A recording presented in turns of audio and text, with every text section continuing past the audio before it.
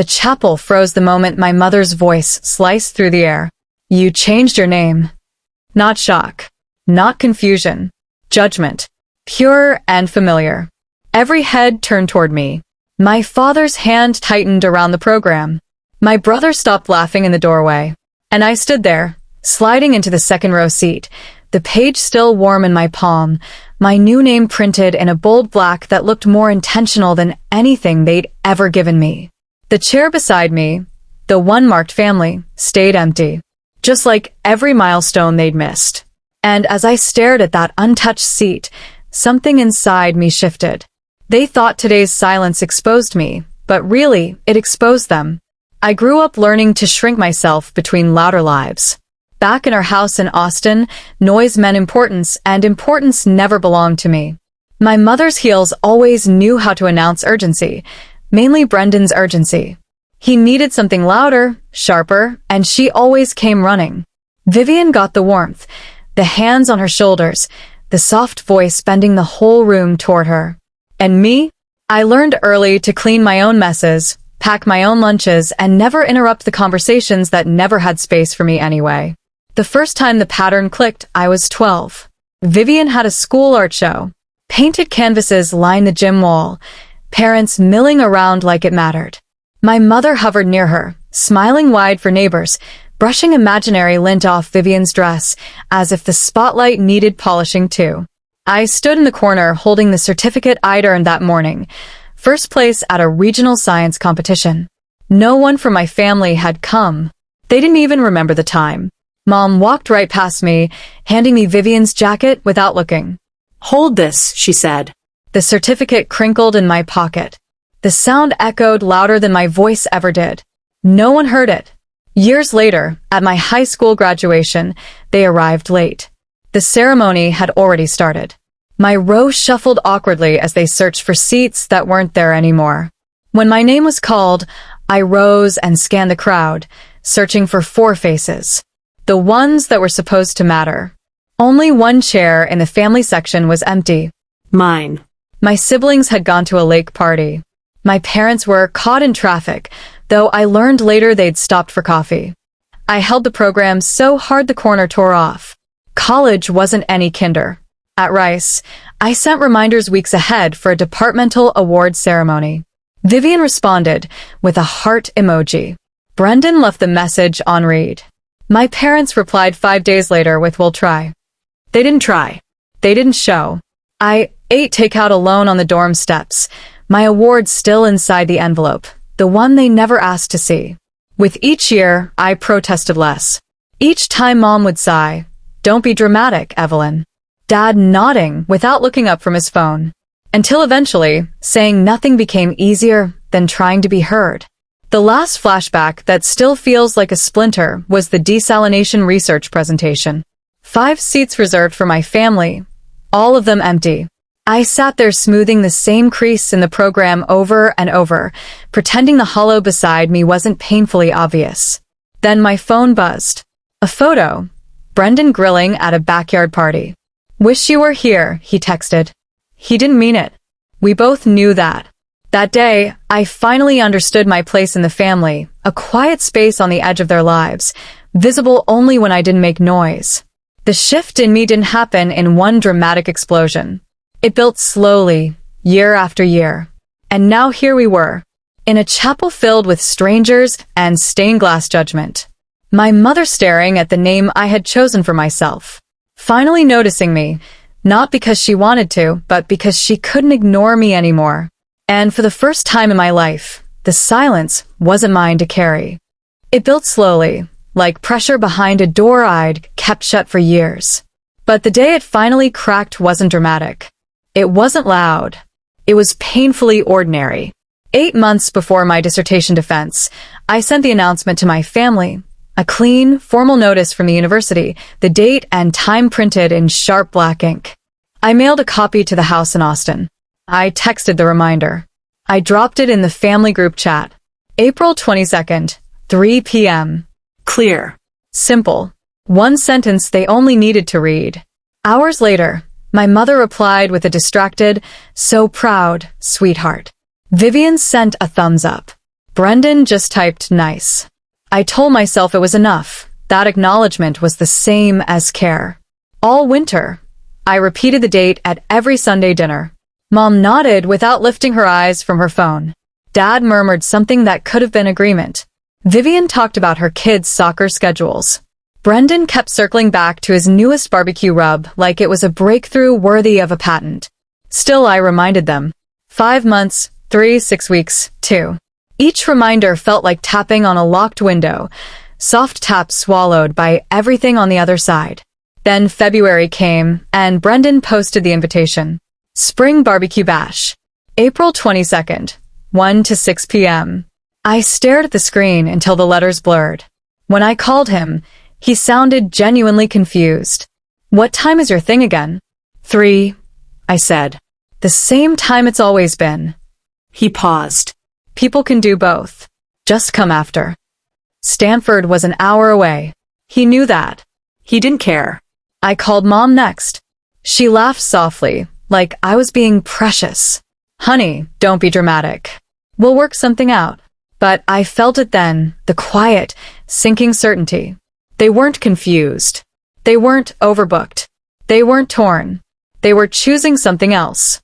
Someone else. Like they always did. The final confirmation came the day before my defense. Mom answered over loud music. I could hear people shouting in the background, smell the smoke from the grill through the phone. I'm at Brendan's helping set up, she said. Total chaos here. And tomorrow? I asked. 3 o'clock, right? We'll be there, she said, distracted. Vivian's bringing dessert. She hung up before I could reply. The next afternoon, as I stood in the hallway outside Patterson Hall, my phone buzzed again. Mom, where are you? We're all at Brendan's. I didn't answer. I let the silence sit between us, heavy, final, honest. And in that silence, something clicked. I didn't cry in the hallway. I didn't try to call them back. I didn't defend myself or ask why. I gathered my notes, walked into the auditorium, and defended 8 years of work to a room missing 5 faces that should have been there. And when it was over, when congratulations, Dr. Evelyn Brennan echoed across the chamber, the only thing I felt was an ache so familiar it barely registered as pain. That night, while their messages stacked unanswered on my screen, I sat alone in my apartment. The blinds were half closed. My desk lamp washed a warm glow over piles of research papers, my laptop, and the folded program from the defense. I smoothed the crease down its center one last time. Then I opened my laptop and created a folder titled Transition. No emotion. No hesitation. Just the first step toward a life they would no longer have access to. I started with the essentials. I downloaded the name change petition from the county website. Printed it. The soft hum of the printer filled the quiet apartment, steadier than any voice that had ever promised to show up for me. Instruction pages. Required documents. Identification guidelines. I highlighted each section with slow, certain strokes. My hand didn't shake once. Next came the financial accounts. I logged into each one, updating contact information, saving statements into the new folder labeled Records.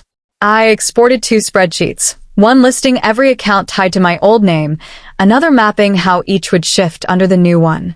It wasn't revenge, it was order, structure, something I could finally hold. By midnight, that folder had more stability than my family had given me in years. The next morning, I woke early. The air was cool, sunlight cutting through the blinds in sharp, clean stripes.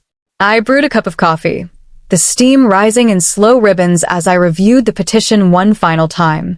Then I changed, navy blouse, pressed slacks, hair pulled back, and drove to the county courthouse. The building rose pale and quiet against the sky, like it had been waiting for someone to reclaim themselves. Inside, the clerk slid a stack of forms toward me. Fill these out. I nodded, found a seat by the window, and began. Line by line, signature after signature. My new name, Evelyn Morrison, settled into each blank space like it had been there all along, like something I wasn't borrowing or performing, but choosing. When I handed the documents back, the clerk stamped the top page. The sound was crisp. Final. Processing takes a few weeks, she said. That's fine, I replied. Outside, the sun felt different, clearer, steady, less like something I had to earn. The next phase took days, quiet ones. I updated my email first, a clean address, detached from anything Brennan. I transferred all research files to a new cloud drive and deleted the old one. Archived years of messages from colleagues and mentors. Cut away every thread except for one folder labeled Ruth, pictures of my grandmother, and the birthday letters she'd sent me throughout college. Her handwriting had always been certain, even when mine shook. By the end of the week, my digital life no longer contained the name Brennan at all. The physical shift came next. I boxed up my apartment. Books stacked neatly, clothes folded in long rows, picture frames turned face down and wrapped in paper. The night before the movers arrived, I stood in the center of the living room, listening to the hum of the refrigerator and the faint buzz of a streetlight outside. My phone lit up every few minutes. Calls. Texts. Missed attempts to grasp what they'd never held in the first place. I didn't answer. When the moving truck finally pulled away, carrying everything I owned toward Portland, I locked the apartment door and rested my hand against the cool metal. Not out of sentiment, just stillness. A pause before the next breath. The drive north took 2 days. Long stretches of muted highway. Radio static. Rest stops with flickering vending machines. I stopped only for gas and coffee. Each mile felt like dissolving threads, thin, frayed connections falling away behind me. Portland greeted me with gray skies and a soft drizzle. Perfect. A city where quiet wasn't punishment, but air. My new apartment was small but bright, with a narrow balcony overlooking a tree-lined street. I set my boxes by the window and opened the one labeled work, research papers, a notebook, and a single photo of my grandmother and me from a long-ago birthday dinner. I pinned the photo above my desk. The next morning, I walked into the environmental consulting firm that had offered me a position months earlier. The receptionist smiled warmly. My new colleagues introduced themselves one by one. No one asked about my family. No one compared me to a sibling. I sat at my new desk, logged into my new account, and felt a strange steadiness settle into my chest, quiet but solid. In the evenings, I kept going. The quiet work, the necessary work. I changed the name on my driver's license, updated my voter registration, replaced my medical records, reassigned emergency contacts, closed the last bank account still carrying the old surname. Each task brought its own small sound. The tap of keys, the click of a button, the soft tear of an envelope. Not dramatic, not triumphant, just precise, controlled. Mine. Some nights I'd sit at my desk with the window cracked open, letting the cool air settle across my skin.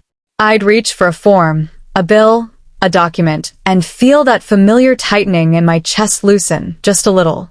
This time, I thought, sliding another page into the completed folder, I'm not fixing what they broke. It wasn't a vow. It was a boundary finally written down. The notification arrived on a gray morning, weeks after I'd settled into Portland. Your name change petition has been approved. A simple sentence. Quiet, clean. A switch flipped. I printed the confirmation, the page still warm when I slipped it into a folder labeled identity. My updated license, bank cards, workplace records were already arriving. Soon, nothing in my life would carry the name my family forgot on purpose. I didn't announce it. I didn't message anyone. I just lived. But silence has a way of echoing when people expect noise. The first ripple came through HR. A forwarded email. Your emergency contact attempted access. My old number? Disconnected. My old email? Archived. My personnel file? Updated to reflect unverified relationship. The system locked them out automatically. Another ripple hit the following week. A voicemail from my old apartment manager in Austin. Your family has been trying to reach us for your forwarding address. We can't disclose anything without written consent. I didn't send any. A month later, I powered on the old phone I kept buried in a drawer. 85 missed calls from my mother. Dozens from Vivian. A handful from Brendan. One from Dad. Each voicemail grew more frantic. Where are you? This isn't funny. We need to talk about the graduation. You're blowing this out of proportion. You owe us an explanation. You can't just vanish. This silence is childish. I owed them nothing. I turned the phone off, put it back in the drawer. The air felt lighter. Then everything aligned. Great Aunt Ruth passed away quietly, the way she lived. She was one of the few people who truly saw me, and I knew I had to go. Not for the Brennans. For her. The chapel in Austin looked exactly as I remembered. Polished wood, soft light, air heavy with lilies. I arrived early and sat near the aisle, hands folded around the printed program. The name on it, Evelyn Morrison, still felt strange to them. But not to me. Not anymore. They arrived in a wave. My mother stopped mid-step when she saw me, her voice slicing through the hush. You changed your name. Not a question. An accusation. My father's jaw tightened. Vivian blinked hard, trying to make sense of something already done. Brendan looked like someone punched the air out of him. Their eyes darted from the program to me, to the name, back again. You should have told us, Mom hissed under her breath. You should have shown up, I replied, calm even. She opened her mouth to argue, but the chapel attendant raised a hand for quiet. During the service, they watched me more than the pastor. Mom's eyes kept sliding toward me. Confusion, frustration, and something else. Fear. The kind people feel when a map they relied on has been redrawn overnight and they no longer know how to navigate the terrain. After the final hymn, she followed me outside. Evelyn, this isn't fair, she whispered sharply. We made a mistake. Families move past things. I stood by my rental car, the wind brushing the edge of my coat. You chose a barbecue over my doctorate, I said. You didn't forget. You prioritized. She flinched. That's not true. It is, I replied. And the systems I exist in now, they only recognize people who show up. You weren't listed. The rest handled itself. Her face tightened, like the truth finally landed in a place she never expected to feel pain. There was no argument she could make to undo a court record, a state file, or a digital identity. Love could be claimed. Paperwork could not be guilted into changing. Vivian stepped closer, voice low. You didn't have to go this far. I didn't go far, I said quietly. I went where I was seen. Brendan didn't say a word. He looked at me the way people look at something they only realize they've broken when it's already too late. I got into the car, closed the door.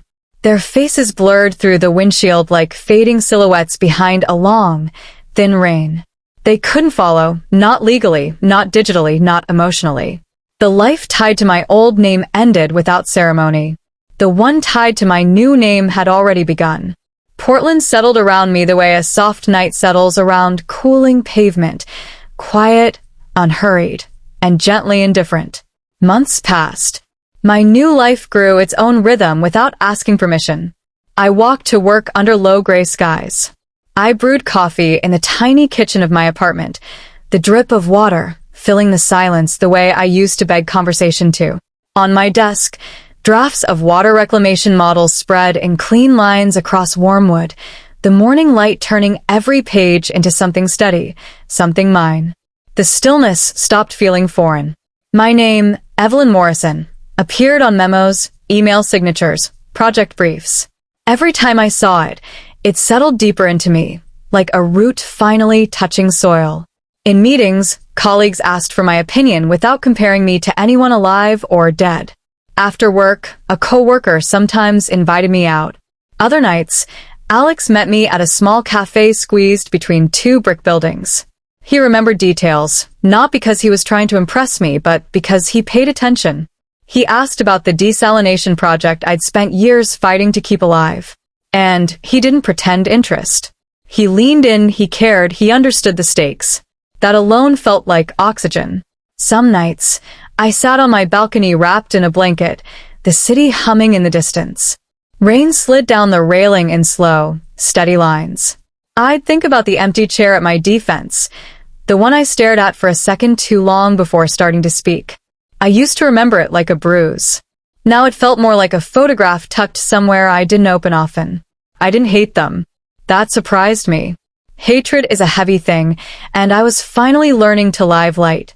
The paperwork had done something I never could. It drew a clean boundary. Not a punishment, just a line. On one side, the life where I waited to be chosen. On the other, the life where I didn't. When I left the courthouse months earlier, I wasn't running from them. I was walking toward myself, toward a name that belonged to someone who showed up for me, even when no one else did. Standing in the soft Oregon drizzle, I felt something smaller than forgiveness, simpler than closure. I wasn't missing anymore. I had arrived. Boundaries aren't walls. They're proofs of where you finally learn to stand. My family spent years forgetting me in rooms I fought to enter.